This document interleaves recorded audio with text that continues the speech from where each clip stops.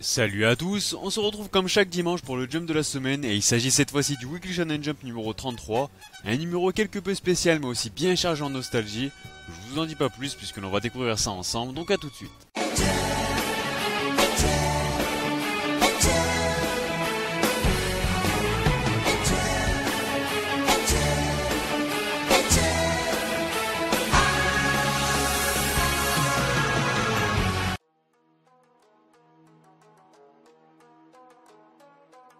Bon bah comme d'hab, on commence avec la partie hors classement.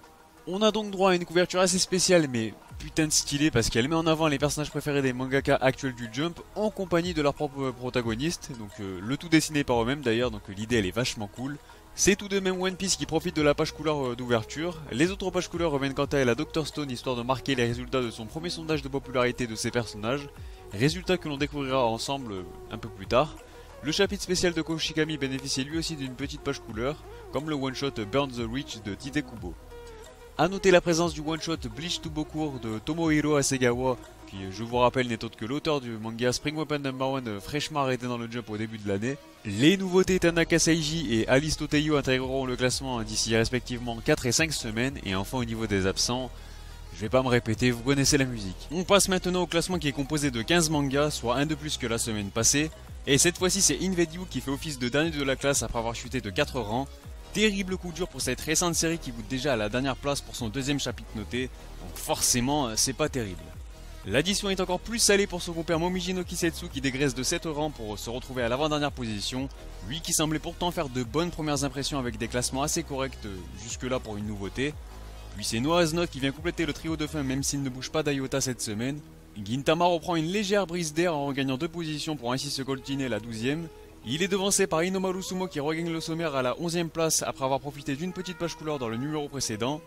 Food War semble vraiment peiner à regagner le haut du tableau, il dégraisse même de 2 pions et doit donc se contenter du 10ème rang. 9ème rang pour Yuna de la portion Yuragi qui réintègre le classement régulier après avoir été présent sur la couverture du dernier numéro. De son côté, Win Everland recule encore de 2 rangs et se retrouve à la 8ème place, soit en plein milieu du tableau. Les nouvelles sont bien plus joyeuses pour Actej qui effectue une superbe remontée de 5 places après avoir connu une semaine assez délicate. Mais voilà, il prend ainsi position à un joli 7ème rang. Black Clover perd les 2 places qu'il avait grattées la semaine passée et recule donc jusqu'à la 6ème. Jujutsu Kaisen semble vraiment convaincre de plus en plus, mais surtout il commence à prendre ses marques avec un très bon 5ème rang. Il effectue au passage l'un des plus beaux coups de la semaine, lui qui n'était que 10ème la dernière fois. Un cran au-dessus, on peut remarquer que My Hero Academia est de retour dans le classement avec une bonne 4ème position. Lui qui n'avait pas été de la partie dans le numéro précédent puisque l'auteur Wei Horikoshi avait pris une petite semaine de pause afin d'effectuer quelques recherches par-ci par-là pour son œuvre. Énorme remontée d'IQ qui s'empare de la médaille de bronze après avoir remonté pas moins de 6 étages, tandis que The Promised Neverland délaisse malheureusement le trône tant convoité au profit de l'Hérodeur de la nuit, qui confirme quant à lui son excellente forme. On enchaîne avec les informations concernant le Jump numéro 34, et c'est l'éternel One Piece qui fera comme convenu la couverture avec les premières pages couleurs du magazine. On devrait effectuer un retour sur l'arc de la rêverie, et sans oublier qu'une annonce sera également communiquée à cette occasion. Les autres pages couleurs reviendront à la pépite The Promised Neverland pour marquer la fin de son arc. Le one-shot Shokugeki no Sanji en profitera également. Non, vous ne rêvez pas, il s'agit bien du personnage de Sanji dans One Piece.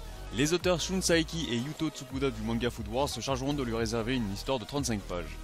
A noter qu'il y aura la présence aussi du one-shot Fisher X One Piece avec Semimaru Abura Koji aux commandes. Une série est d'ailleurs prévue pour le 3 août prochain dans le Saikyo Jump. Sur ce, place à la rubrique actualité, et on va tout d'abord commencer par des news concernant Yuna de la portion Yuragi, puisque l'on a eu un visuel de son jeu vidéo et RPG, la sortie de ce dernier est prévue pour le 15 novembre prochain au Japon sur PS4. On apprend au passage que le manga de Tadahiro Miura va bénéficier d'un 3ème OAD d'une durée de 24 minutes, celui-ci est prévu sur un Blu-ray qui sera disponible dans l'édition limitée du 13ème volume qui sortira le 4 décembre prochain. Il s'agira de l'adaptation des 34e et 35e chapitres du 5ème volume du manga. A noter qu'il y aura également un poster en cadeau dans cette édition. On a aussi des nouvelles du nouveau fanbook de One Piece. Ce dernier s'intitule Vivre Carte One Piece Visual Dictionary et il sortira le 4 septembre prochain au Japon. Sauf qu'il ne s'agit pas d'un guidebook classique puisqu'il s'agira d'un classeur dans lequel on pourra y ranger des fiches recto verso des différents personnages tout en couleur. Le fanbook sera lancé au prix de 1250 yens, soit l'équivalent d'un peu de 10 €, et il contiendra le classeur assorti d'un lot de 32 cartes. Il y aura 2 nouveaux stickers chaque mois et en une année il devrait en avoir au total 400 nouvelles cartes. Enfin, des fiches spéciales devraient être disponibles à certains événements dans certains magazines de la Shueisha. Le One Shot Burn the Witch de Tite Kubo sera disponible avec sa double page couleur dans un livret de 192 pages qui contiendra aussi des croquis, des images inédites et des secrets de fabrication de Bleach, qui sera présent dans la box Jet prévue le 4 décembre prochain, contenant les 2 artbooks pour un total de 500 pages de Bleach. Donc un truc indispensable aux fans. On passe au résultat du sondage de popularité des personnages de Dr Stone qui a rassemblé pas moins de 14 000 votes. On retrouve donc bien évidemment le protagoniste principal Senku à la première position avec 3518 votes. La deuxième place revient à Kohaku suite à ses 1725 voix. Gen Asagiri vient compléter le podium avec 1618 votes. Je vous mets également quelques-uns des Shikishi à gagner pour les 50 ans du magazine. Des tas de mangas et d'auteurs ont joué le jeu et franchement c'est sympa.